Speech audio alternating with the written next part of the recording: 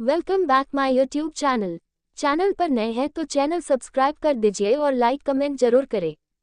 आज का टारगेट है 20 लाइक और 10 कमेंट का। अगर ये टारगेट आप लोगों ने पूरा कर दिया तो शाम तक इसका नेक्स्ट एपिसोड वीडियो डाल दूंगी। यार प्लीज़ लाइक कमेंट कर दिया कीजिए, बहुत मेहनत लगती है यार कहानी को लिखने में। आप लोग जब कोई रिस्पॉन्स नहीं देते हैं तो बहुत बुरा लगता है यार, प्लीज़ ऐसा मत किया कीजिए प्लीज़। अब आगे फलक को आखिरकार समझ में आ गया कि उसकी डिमांड कितनी बचकानी थी। वे दोनों एक लेवल पर नहीं थे। फलक उसे दूर धकेलना चाहती थी। गहरे किस के बाद फलक ने उसके दिल की धड़कन तेज चलते हुए सुनी। संस्कार ने अपने होठों को सैटिस्फैक्शन से दबाया और फिर उसने उसके बालों को धीरे से छुआ और कहा, फलक मैं जा रहा हूँ, आई थिंक 3 दिनों के लिए। फलक ने उसके गले पर से अपना सिर हटाया। उसकी पकड़ के कारण उसकी शर्ट उखड़ गई थी। उसने उसे ठीक करने के लिए अपना हाथ बढ़ाया लेकिन उसे नहीं पता था कि क्या कहना है।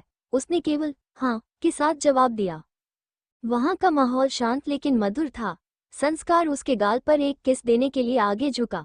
जब उसके होंठ उसकी त्वचा से सटे तो उसने कहा, मैं अब जा रहा हूँ, जल्दी वापस आना। फलक ने बिना ज्यादा सोचे जवाब दिया। जब उसने उसे जाते हुए देखा पर वो अभी तक निकला नहीं था। जैसे ही उसने ये कहा उसे पछतावा हुआ, क्योंकि वो आदमी मुस्कुरा रहा था। ऐसा लग रहा था जैसे वो एक ऐसी पत्नी पर हंस रहा हो जो अपने न्यूलीवेड्स पति से अलग होने से कतरा रही हो। उसे गुस्सा आया लेकिन अचानक दरवाजा खुला और संस्कार कार से उतर गया और फलक ने अपना सिर उठाकर उसकी पीठ देखी। एक और आलीशान कार उसका इंतजार कर रही थी, जबकि अमन एक हाथ में जैकेट और दूसरे हाथ में ब्रीफकेस लेकर दरवाजे के पास इंतजार कर रहा था। संस्कार ने कार में बैठने से पहले जैकेट और ब्रीफकेस ले लिया। दरवाजा बंद होने के बाद कार पास से दूर चली गई। फलक को नहीं पता था कि उसे कैसा महसूस हो रहा था। उसके बगल में कोई नहीं था और उसके दिल में कुछ कमी थी। उसे लगा जैसे उसका दम घुट रहा हो। अमन ने कार में प्रवेश किया और पूछा, मैडम हम कहाँ जाएं? अमन ने पहले ही उसे ग्रीट करने का तरीका बदल दिया था। अस्पताल। पल्लवी जी रात को जाग गई और डॉक्टर एक क्विक जांच करने के लिए आए थे। उसका शरीर नॉर्मल स्थिति में था। फलक ने अपनी मां को गर्म पानी पिलाया और थोड़ी देर उसके साथ बातचीत की। फलक ने अपनी मां को नहीं बताया कि उसने शादी कर ली है, क्योंकि वो चिंतित थी कि उसकी मां इसे एक्सेप्ट नहीं करेगी। इसके अलावा संस्कार भी यहाँ नहीं था।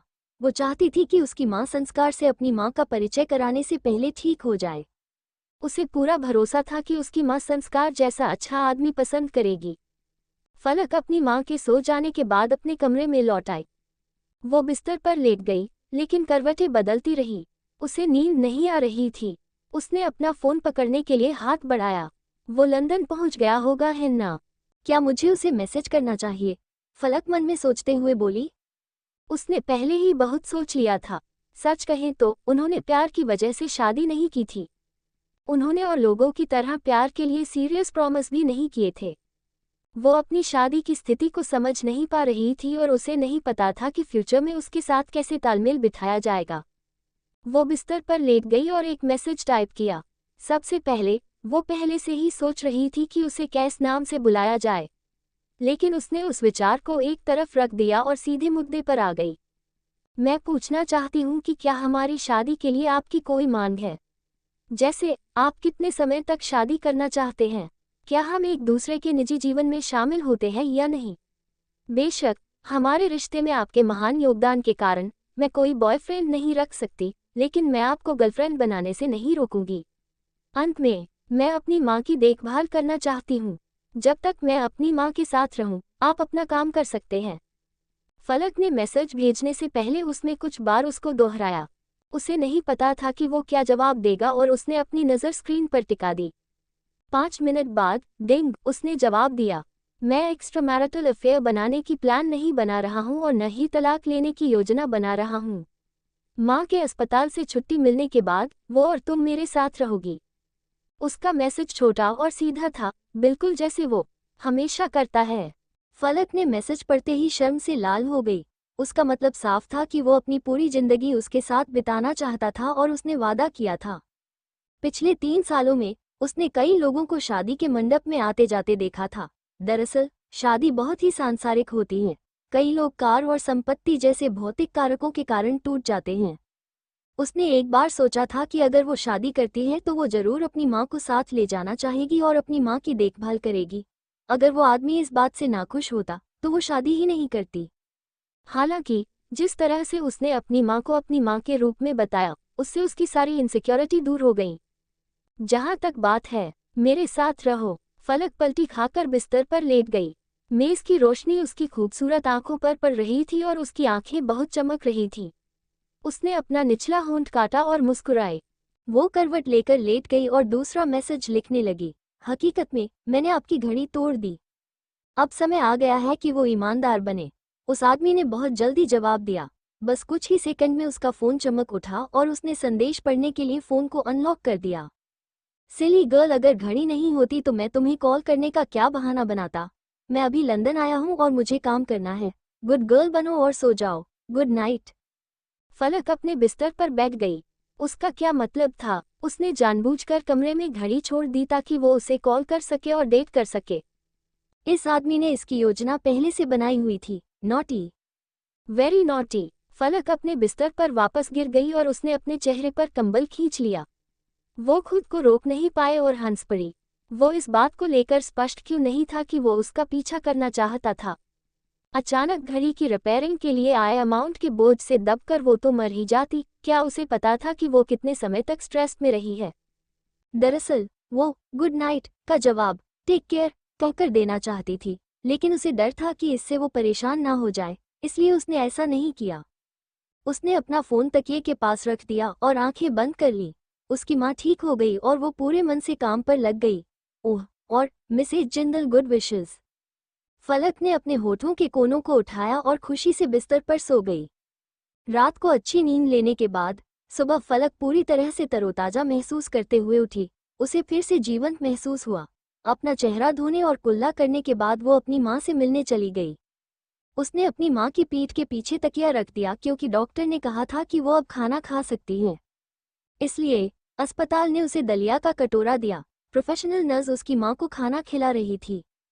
फलक ने संस्कार के बारे में फिर से सोचा। उसे जनरल वार्ड से एक ऑनस्वीट रूम में ले जाया गया था। अस्पताल ने भोजन भी उपलब्ध कराया। उसकी माँ की देखभाल उसके कारण बहुत अच्छी तरह से की गई थी। हकीकत तो ये थी कि वो बहुत मुश्किल से ही यह कह पाती कि वो उसकी सारी मदद के लिए उसे पैसे देगी। सबसे पहले उसे डर था कि वो जवाब देगा और वो फिर से शब्दों के अभाव में खो जाएगी। दूसरी बात कि वो आखिरकार अब शादीशुदा थे। उसके पास उसकी भी परेशानियां थीं और फिर भी वो उसके साथ अच्छा व्यवहार करता था। अगर फ्यूचर में उसे परेशानी हुई तो वो उसके साथ अच्छा बिहेवियर करेगी। उन दोनों के पास एक साथ बिताने के लिए बहुत समय था। उनका बाकी जीवन सफिशिएंट होना चाहिए। फलक, क्या तुम्हें आज कॉलेज जाने की ज़रूरत नहीं है? माँ को काफ़ी बेहतर महसूस हो रहा है। मुझे तुम्हारी ज़रूरत नहीं है कि तुम मेरे साथ रहो। जल्दी करो और अपने पियानो सीखने के लिए कॉलेज जाओ। पल्लवी जी हमेशा सोचती थी कि फलक अंदर है। टॉप कॉलेज में एक अमीर और इम्प्रेसिव परिवार की लड़की की तरह पियानो बजाना आना चाहिए। फलक आगे झुकी और अपनी माँ के मुलायम गाल पर किस किया। माँ, आप आराम करो, मैं रात को फिर से तुमसे मिलने आऊंगी। पल्लवी जी शर्म से लाल हो गई। उसने हाथ हिलाया और अपनी बेटी को दूर धकेल दिया। तुम बहुत सिली गर्ल हो। क्या तुम शर्मीली नहीं हो? आसपास लोग हैं। जल्दी करो और जाओ। सावधानी से जाना और अपना ख्याल रखना। गुड बाय माँ। फलक ने गुड बाय कहा और वार्ड से बाहर चली गई। वार्ड से बाहर निकलने के बाद अमन वहां आया। उसके हाथ में नाश्ते की ट्रे थी। मैडम, नाश्ता कर लीजिए। प्रेसिडेंट का कहना है कि आपको लड़कियों वाला नाश्ता पसंद आएगा। मैंने रसोई से इसे बनाने को कहा है। फलक ने नाश्ते की ट्रे देखी। उसमें रंग बिरंगे सैंडविच, बिस्किट, दही मूस केक, पतली वेनिला पैनकेक, एक गिलास गर्म दूध और एक सनी साइड अप अंडा था। फलक मुस्कुराई। उस आदमी को कैसे पता चला कि उसे ये सब पसंद है? शायद उस दिन जिस दिन बारिश में वो मेरे कमरे में आया होगा। आखिरकार उसने उसके कमरे में बिस्तर पर आलीशान भालू को देखा था।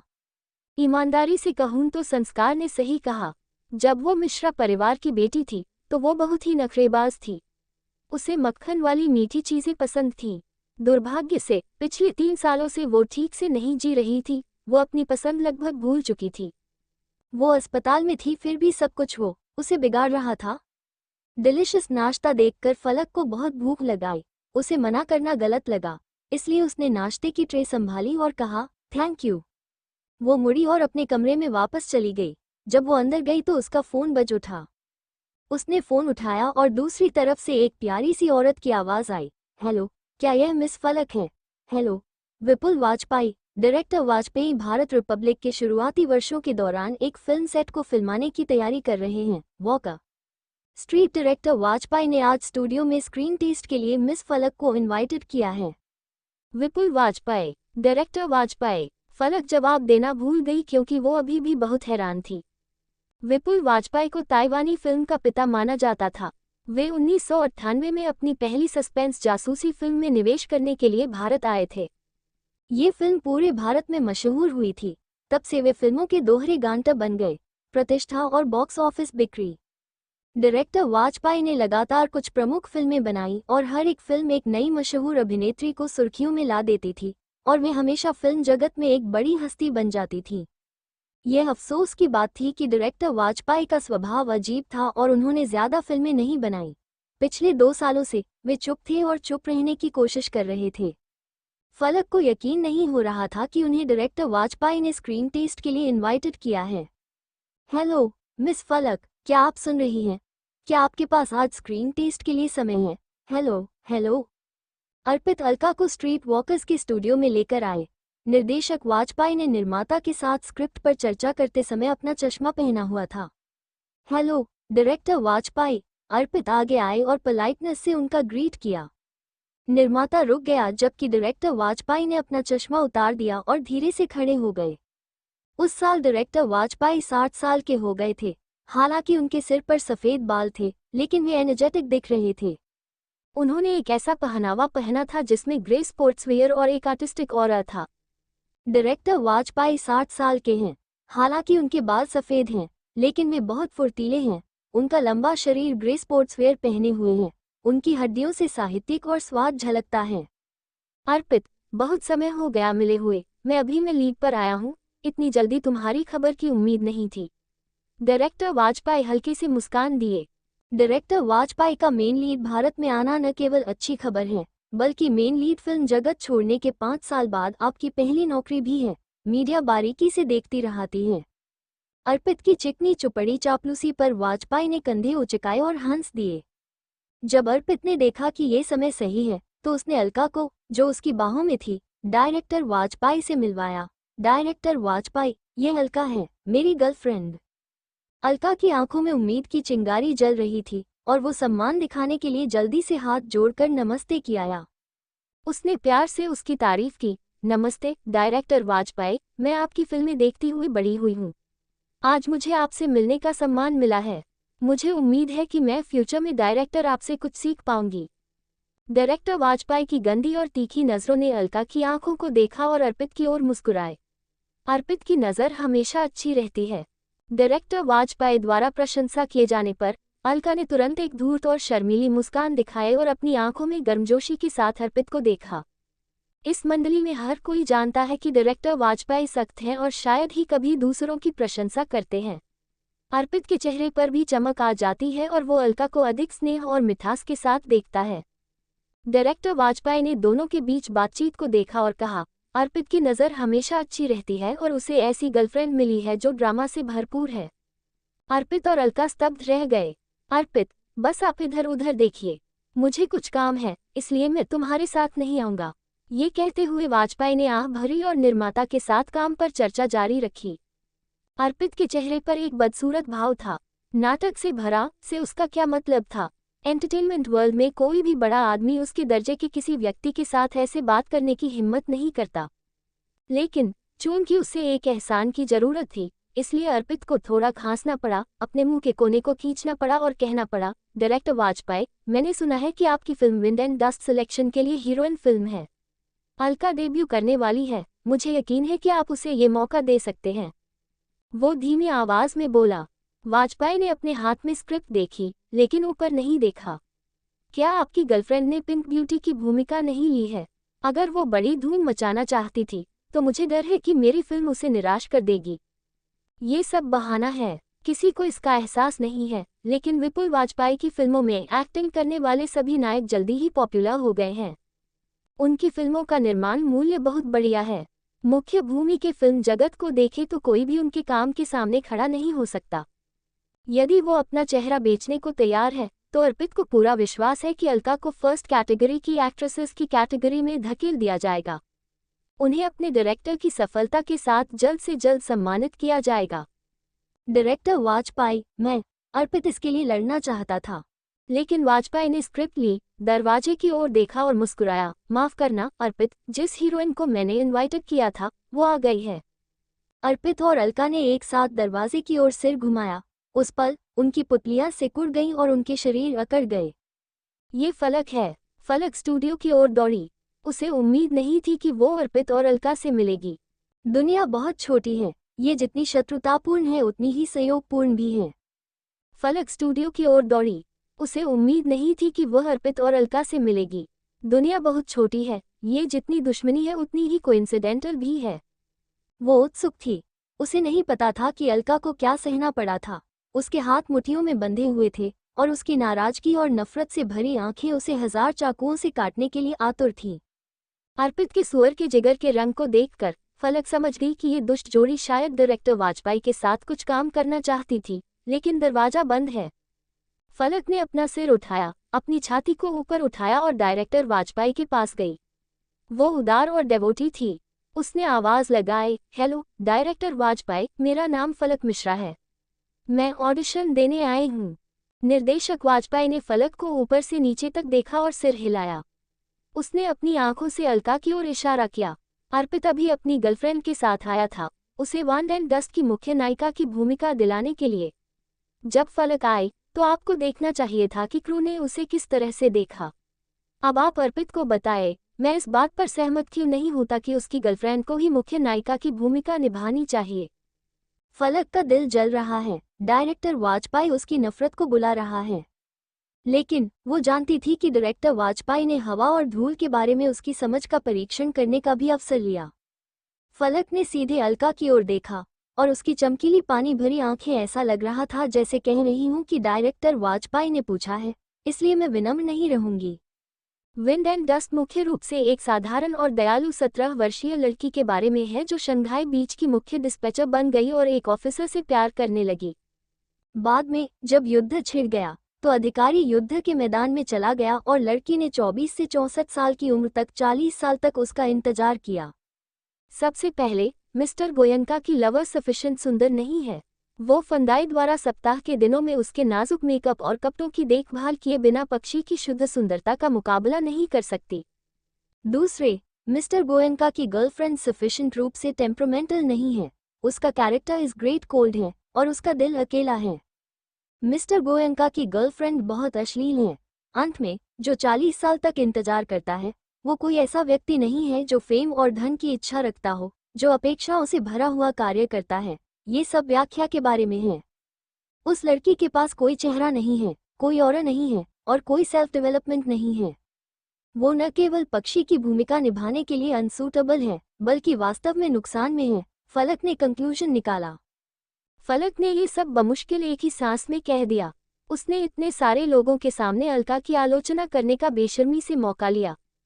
वो देख सकती थी कि स्टूडियो में मौजूद कर्मचारी उसकी ओर देख रहे थे। हर कोई अपनी नजरें घुमा रहा था। जाहिर तौर पर वो उसे ही देख रहे थे। विपुल वाजपेयी, जो अर्पित की गर्लफ्रेंड है और जो उसकी नकली चीजों से घृणा करता है, ये सब देख रहा था। अलका का पूरा शरीर कांप रहा था। फलक, अर्पित ने शांत स्वर में कहा। फलक ने उसे खुले दिल से देखा। हाँ, डायरेक्टर वाजपेयी ने 2 बार हंसते हुए हाथ हिलाया। अर्पित, तुम इतने उत्तेजित क्यों हो? जब तुम्हारी गर्लफ्रेंड एंटरटेनमेंट के एरिया में प्रवेश करती है और फिल्मों और टीवी प्रेजेंटेशंस में अभिनय करती है तो वो भविष्य में दूसरों पर टिप्पणी करने वाली है। वास्तव में शक्तिशाली लोग अपने काम के लिए बोलते हैं।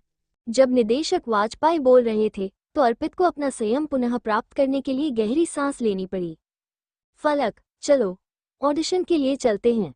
अब डायरेक्टर वाजपेयी, मुझे नहीं पता कि आप मुझे कौन सी भूमिका निभाते देखना चाहते हैं।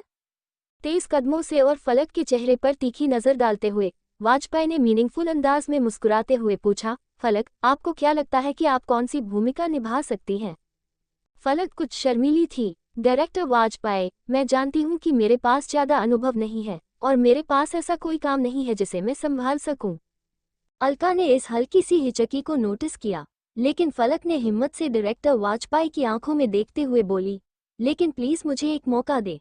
मुझे लगता है कि विंड एंड डस्ट में मुख्य महिला पक्षी की रोल मेरे लिए बहुत सूटेबल है। मैं इसे अपने दिल से प्रेजेंट करूंगी। फलक की तीखी आवाज स्टूडियो में गूंज उठी और पूरा कमरा शांत हो गया। हर कोई उस खूबसूरत लड़की को देख रहा था। उसका चेहरा यूथफुलनेस की शक्ति और उत्साह से भरा हुआ था और उसकी आंखें आत्मविश्वास से भरी हुई थीं। उसे बस एक अवसर की जरूरत है। अर्पित फलक को घूर रहा था, जो सीढ़ियों के नीचे खड़ी थी। लैंडिंग विंडो के बाहर उगता लाल सूरज उसे गर्म और भव्य चमक से ढक रहा था। उसकी आंखें चमकदार और पवित्र थीं और भौहें चमक रही थीं। उसका पाउडर लगा चेहरा धूप की चमक की तरह था। अर्पित फलक से अच्छी तरह से परिचित था। 18 साल की उम्र में वो बहुत आत्मविश्वासी और मनमानी करने वाली लड़की थी। वो जिंदगी को जीना और हंसमुख थी और लोगों के साथ गर्मजोशी से पेश आती थी। उसके पास असीम जीवन शक्ति थी। फिर बाद में फलक बदल गई। अर्पित अब उसकी हालत से निराश था, लेकिन आज उसे उसमें वही अतीत की फलक की छाया फिर से क्यों दिखी? क्या उसे डायरेक्टर वाजपेयी से यह मौका मिला था? वो इस मुकाम तक कैसे पहुंची? ठीक है, वाजपेयी ने सिर हिलाते हुए कहा, चलो तुम पर पक्षी की भूमिका आजमाते हैं। वो आदमी 1 मिनट में वहां पहुंच जाएगा। तुम्हारे साथ सेट पर एक और होगा। मेल हीरो डायरेक्टर वाजपेयी ने मुख्य मेल कैरेक्टर को बुला लिया था। फलक बहुत खुश थी। डायरेक्टर वाजपेयी उसे एक मौका देने को तैयार थे, साथ ही वो उत्सुक भी थी। मेल डोमिनेटेड कौन होगा? तभी दरवाजे पर हलचल मच गई। सामने खड़े असिस्टेंट ने दरवाजा खोला और पीछे से एक दुबला पतला और सुंदर व्यक्ति अंदर आता दिखा। उस आदमी ने गहरे नीले रंग की जीन्स के साथ एक लंबी काली पतली चमड़े की जैकेट पहनी हुई थी। एक्टर की डेलिकेट डिजाइन और सुंदर चेहरे के फीचर ने एक कोल्ड फेस बनाया हुआ था। अलका को इस इंसान से नफरत थी। उसके दिल में दर्द हो रहा था। क्या ये वही है, डोमेस्टिक पॉपुलर यंग स्टूडेंट? उस शो का चेहरा था। क्या नाम था? हाँ, आकाश के खिलाफ उसमें इसने एक्टिंग की थी। संकल्प सक्सेना, अलका मुंह बनाते हुए मन में बोली। संकल्प सक्सेना 18 साल की उम्र में स्टार बन गया था। उसका चेहरा किसी औरत से भी ज्यादा खूबसूरत था, लेकिन यह मेडुसा जैसा था। उसकी निगाहें राहगीरों को मिनटों में ही स्तब्ध कर सकती थी। फिल्म और टेलीविजन नाटक में उसकी भूमिका बेबाक थी। उन्हें इंडस्ट्री वर्ल्ड ने मान्यता दी थी और 20 साल की उम्र में ही उन्होंने इंटरनेशनल फोरम पर फिल्म अकादमी का हाईएस्ट अवार्ड जीत लिया था। उनके माइक्रो ब्लॉग पर फैंस की संख्या करोड़ों में है और ये दीवाने फैंस हमेशा उनके सभी प्रेजेंटेशन को देखकर भावुक हो जाते हैं, चाहे वो फिल्म, टीवी नाटक, मंच आदि में हो। उसकी पूरी एक्टिंग आपको अपनी आकर्षण से बांधे रखती है और ऐसा दिखावा करती है जैसे उन्हें बॉक्स ऑफिस की कोई चिंता नहीं है। डायरेक्टर वाजपेयी ने उन्हें मुख्य मेल रोल निभाने के लिए इनवाइट किया। फलक भी उसे यहाँ देखकर उतना ही हैरान थी। वो अभी 21 साल का है, उससे थोड़ा छोटा। उसकी त्वचा गोरी और क्रीमी है। वो बहुत कूल, स्माइलिंग हुआ दिखता है और वो हाल ही में आए हिट ड्रामा टूम पायरेसी नोट्स के छोटे भाई संयम जैसा दिखता है। वो कुल मिलाकर 21 साल के लड़के से थोड़ा ज्यादा मैच्योर है। वहां खड़ी सभी लड़कियां गपशप कर रही थीं। फलक ने अपना ध्यान बदल दिया और अपनी नजरें संकल्प पर टिका दी। प्यारा और खूबसूरत लड़का, भले ही चेहरे पर थोड़ी थोड़ी कूलनेस है, लेकिन नेचुरल पेन का ऑरा दे रहा था। एंटरटेनमेंट सबसे घटिया और गंदी जगह है। मुझे आश्चर्य है कि लोग उसके बारे में कितने सस्पिशियस हैं। कई लोग सोचते हैं, फलक ने अपने मन में सोचते हुए दिल में आह भरी। फलक यही सब सोच रही थी कि तभी उसे अपने ऊपर कोल्ड नजरें महसूस होती हैं और उसने देखा कि संकल्प उसे घूर रहा है। फलक को अपनी बॉडी में ठंड का एहसास हुआ। जब वो पकड़ा गया तो फलक ने उसे खुलेआम माफी मांगते हुए देखा। उसने थोड़ा सिर हिलाया और उसे फ्रेंडली ग्रीट दिया। वो मुंह फेरकर इस बात को नजरअंदाज करने लगा। रूड किड, फलक धीरे से बोली। संकल्प, तुम यहाँ हो, मैं तुम्हारा परिचय करवाता हूँ। ये फलक पक्षी की भूमिका के लिए एक कैंडिडेट्स है। चलो तुम्हारे ऑडिशन का इंतजार करते हैं और फलक के साथ अभिनय करते हैं। उसने कोई भाव नहीं दिखाया। उसने फलक की ओर देखा और कहा, ठीक है, चलो एक दूसरे को किस करते हैं। To be continue.